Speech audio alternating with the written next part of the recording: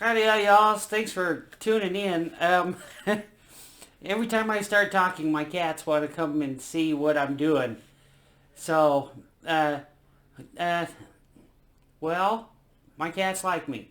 So anyway, this video, when I first started piping or self-teaching, I didn't know anything about bagpipes or anything. And I didn't know anybody in the Scottish community. And in a way, that's a good thing. And in another way, it's a not so good thing.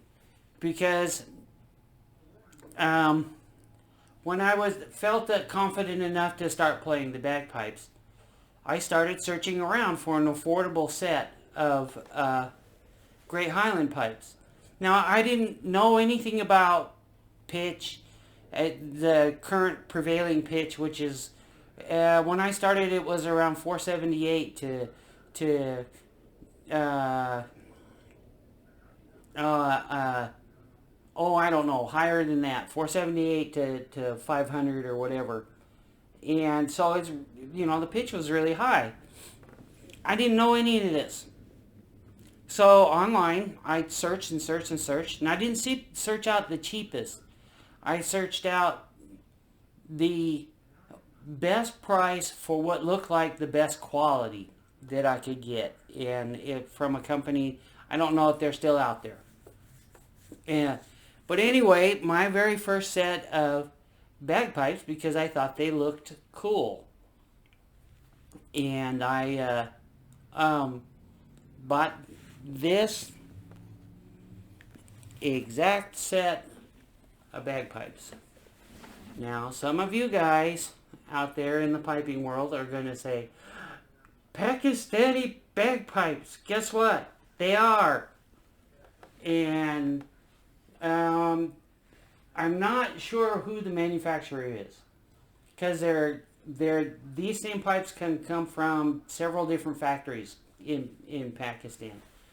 But here's the thing, everybody likes to say, in the Scottish community, likes to say that these pipes are junk and they're crap and they're poor quality, and I purchased 2 other sets of these, and the quality standards are consistent with everything else.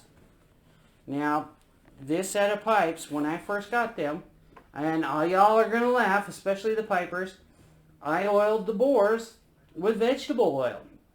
The bores are not perfectly smooth.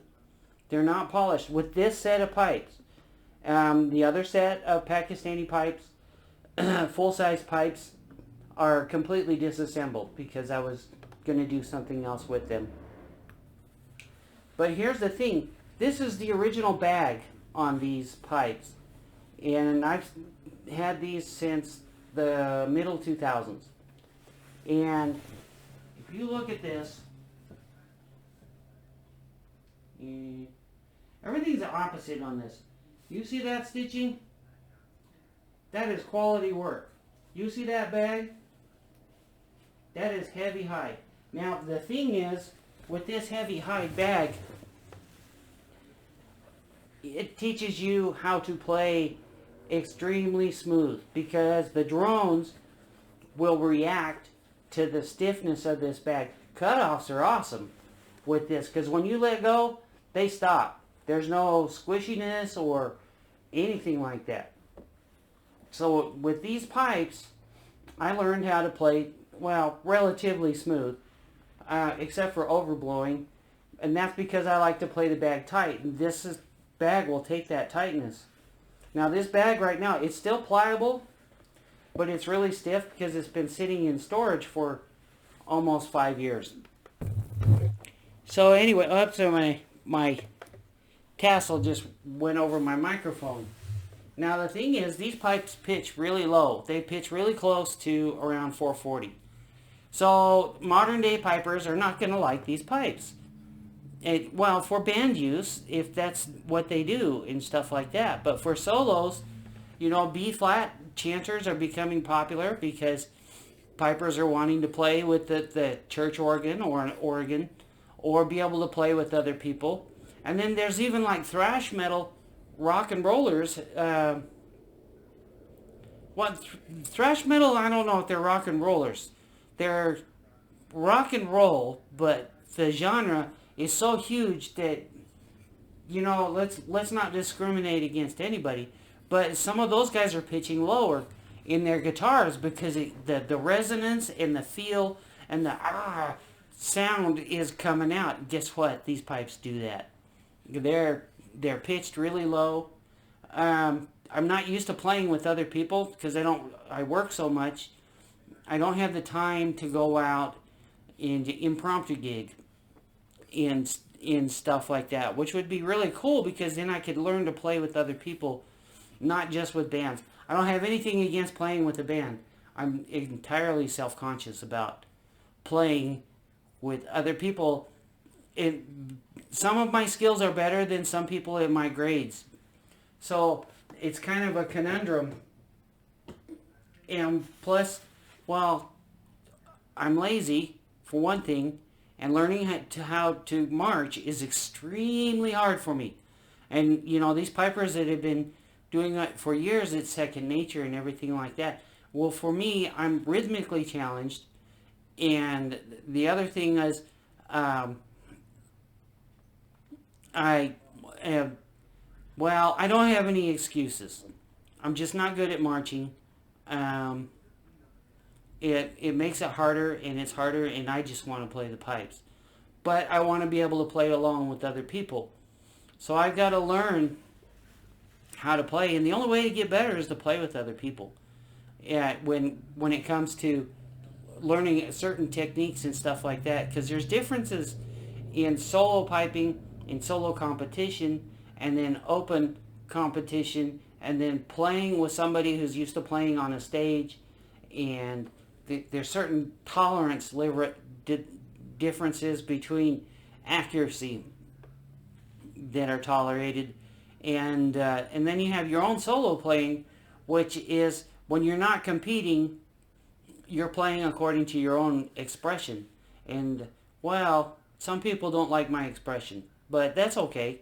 The general public generally comes up and says, "Oh, you're better than all those other guys I've heard." And I'm like, who have you heard? Because I know that my technicality on the pipes isn't as good as everybody else's, and that's okay. I love playing the pipes. I'm not going to stop playing the pipes, and I'm not going to stop going out and doing some busking, and I'm not going to stop going out and doing things. I do need to improve on being able to play with somebody playing Amazing Grace in Highland Cathedral. I absolutely know this. I need to go and practice with an organist so that I know how to tune my pipes to the organ, and so that we're in tune with each other. I went through junior high symphony in high school and everything, and I know how to play along with the other people. But the bagpipes has so much more going on with the bagpipes than a bass fiddle. I want another bass fiddle, and I want to get my banjo working. So anyway, that's my ramble. Thanks for watching. I'm going to bring these up back to par. You've seen the miniature version of those, and you know how well those sound. They're really mellow, blended sound. And the chanter, I'm still getting used to playing it. I tried to play my low pipes today. My low pipes, I have them set up to play on a tight bag. My high Pakistani pipes, the problem I'm having with those is I'm used to playing a tight bag, and the chanter reed is squawking. So I'm increasing my grip. Yeah, I'm practicing like crazy on them. Increasing my grip and the strength of my grip, because my hands are dry, and you end up having air leaks, and that's what, in my opinion, causes squawking, aside from a weak reed. But right now, I'm not in a position where I want to buy more of the chanter reeds that I want, because I have a little bit of future stuff that I need to take care of first, so that I can keep everything that I've got. I'm not stressed. I'm not worried or anything like that. I went in with the expectation that I was going to have the stitches taken out of my foot. And when they took the bandage off, they did a lot more cutting than I thought they would. I thought it was just going to be a bridge, take out 15 or less stitches, and no. And my podiatrist surgeon told me that there was a lot more going on inside my foot than anybody realized, and I'm going to have some pretty fantastic scars, but there it is. Thanks for watching, and thank you for the new subscribers. I hope you guys continue watching. I don't make any money off of this. YouTube defunded me. When they defunded everybody for the first time because they were below a certain amount, I'm $5 away from my first payout, and they defunded me. And I almost quit YouTube, but I decided, you know, what the heck, you know, it doesn't really matter. I'm not, how can I say, I have, in the modern terms, okay, I have this manifestation idea of what I want, and it's not entirely selfish. But if I bring myself up, I can bring other people up with me. And then with that, the goodwill of others towards me will help me with my goodwill and my ability to be more flexible in my life instead of just having to work all the time for money to pay off bills that I've accumulated. And I've gotten pretty good at it. But, you know, this last tax thing, and I'm rambling, so now you know for sure I'm legit, I'm not a robot. But it's kind of funny, I filed my taxes, and the amount of money that I owe the Fed is the same amount as I got from my stimulus checks. So was it really a stimulus check? Because it didn't bring me ahead. Yes, I used the money to survive for the last 4 months because I've been on disability, but I tried to file for disability through the federal government, and it's going to take 200 days to process that. And you know what? I just stopped paying attention to their mail because life is complicated, and then now that I have to deal with the federal government and all that stuff, it's even more complicated, and life isn't supposed to be this way. The thing is, life is complicated everywhere you go in the world unless you're a hermit. And then even then you got to deal with people wanting to get wisdom from you because you're a hermit, because you wanted to get away from them. Catch-22. That's life. I want to go do some drag racing. I want to go out to Tooele and race my cars out there just for the fun of it. And they got that, I think that 50 drop drags. I want to take my excursion out there and do that. I want to take my GMC out there, you know, and I got people on Instagram and a couple other social media things that are totally supportive on that stuff. I don't know them. I've never met them. But it's part of being kind of a car culture and bagpipe culture and associating. And then I can talk and ramble as much as I can till people get fed up with it and walk off, you know.